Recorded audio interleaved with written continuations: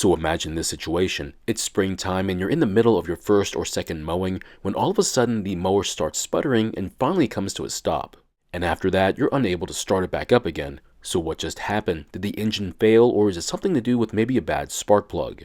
The reason for this problem might surprise you, and it could happen to anyone.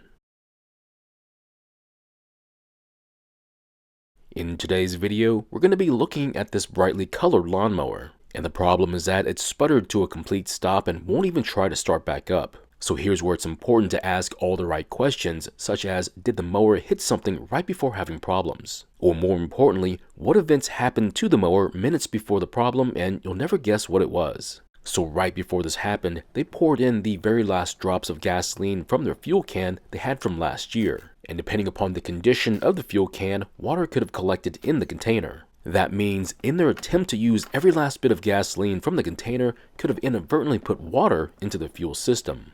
Now before we continue with the diagnostic, check out what just happened. The nut that secures the recoil to the engine got stuck and it ended up taking out the stud instead. This used to be a huge problem for me years ago. However, all you need to do is hold the stud and then use an impact on the nut. After that, reinstall the stud back into the engine and be sure not to break it while trying to over-tighten it. Now the last time I saw this lawnmower was about a year ago, so I thought it'd be nice and give it a good cleaning. And besides that, this will give me a good idea about how much dirt and grime this machine can collect after a year. And to be quite honest, it's a lot more than what I was expecting for 1 year. From personal experience with my own lawnmower, which I don't even bother cleaning like this, mine never really gets this dirty. So that can only mean one thing, and that is this mower must be used while the grass is mostly wet, which if left unchecked could turn this mowing deck to Swiss cheese only after a couple of years. And as you can see, there's quite a lot of grass buildup that's pretty easily taken care of with just a water sprayer. Now you don't need any special tools to clean off the grass on the mowing deck, but you do have to be motivated though. But the next part will surprise some of the viewers though, and that is cleaning off what's collected under the front plastics. This rat's nest of collected grass clippings has been there probably from the day they bought the machine. It's actually quite surprising that the grass clippings have not started to rust out this part of the mowing deck just yet, so I consider themselves lucky. And once we get this part cleaned up, we'll let it dry off and then we'll find out what happened to the rest of the fuel system. So what probably happened is that their fuel canister collected moisture over the winter and got trapped under the gasoline. It wouldn't have been a big problem if the gasoline had a chance to evaporate, allowing the water to do the same thing. Unfortunately, that did not happen, and they poured all the contents of the canister into the fuel tank instead. Now to confirm this, we'll just loosen the bowl nut and see what comes out of the fuel bowl. And after a couple of seconds, we get our answer because that's not gasoline coming out of the bowl. Now it's really tough to tell while it's in the metal pan, so we'll pour it out into a glass jar, and that pretty much confirms that it's some trash and mostly water. Now because there was some trash in the fuel, we'll need to clean the fuel jet as well. I'm also going to take the air box off, but only because it'll make filming a whole lot easier. And only once the carb has been secured in place, we'll then take off the fuel bowl, and what we see is not great. Now there are multiple spots in the bowl where it's beginning to rust out, however it seems to be from some time ago and it's not getting any worse though. And just so long as there's gasoline in the fuel bowl, it should stay just like this. So next we'll take our cleaning wires and pass it through the fuel jet that's hiding inside the pickup tube. Since we know this carb was working fine before the watery fuel was put into the fuel tank, I'm just making sure that the main fuel jet is not clogged. But if you've never heard the engine run on the one you're working on, then I would probably take the carb off for a proper cleaning. Now before we move on, I would like to check the flow of fuel from the fuel tank through the fuel line. So at first the flow was pretty good, but then it slowed down to a slow trickle. Now this is not good, but the moment I open the fuel cap up, the flow goes back to normal. And as long as the fuel cap is loose, the flow stayed just like this. However, the moment the fuel cap was tightened, the flow slowed down yet again. So what exactly is happening here? Well, it turns out the air vents in the fuel cap are more than likely clogged with some dirt. This typically happens when the mower is used in areas that have very little grass and dust gets kicked up by the mower. Now to fix it, it's pretty easy. All you have to do is spray something into the vents to clean off that dirt. Now you can use brake cleaner like I am, or even just compressed air will do as well. Now once the vents are clean, we'll then install the fuel cap, but we'll need to do another flow test again just to confirm that it's better.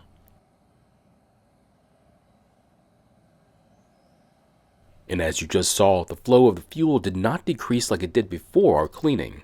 That means a clogged fuel cap might have played a part too, however having water in the carb isn't going to help either. So at this point, I'm ready to put the rest of the intake system back on. Also, don't forget to reconnect the all-important emissions breather hose too, otherwise unfiltered air will make it into the engine and could damage it. It's not the dirt getting inside the breather hose I'm worried about, it's the open port on the filter base that's the issue. This would also be a good time to open the fuel valve to check for a fuel leak at the carb. And if there is a fuel leak, do not continue on until you fix it, otherwise you risk a fire hazard.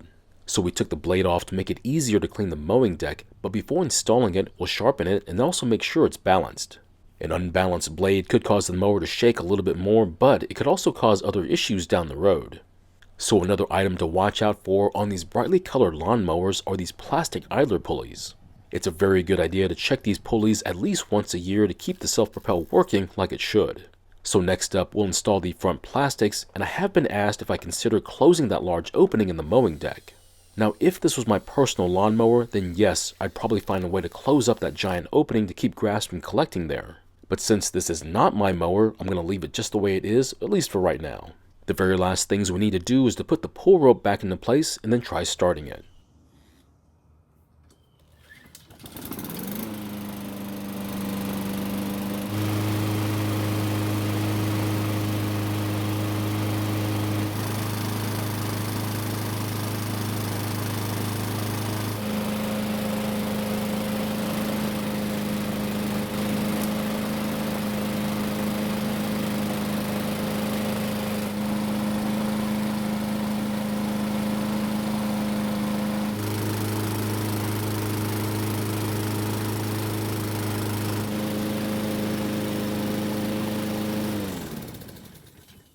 So the engine's been running for several minutes and should be good and hot. Let's see how many pulls it takes to start back up.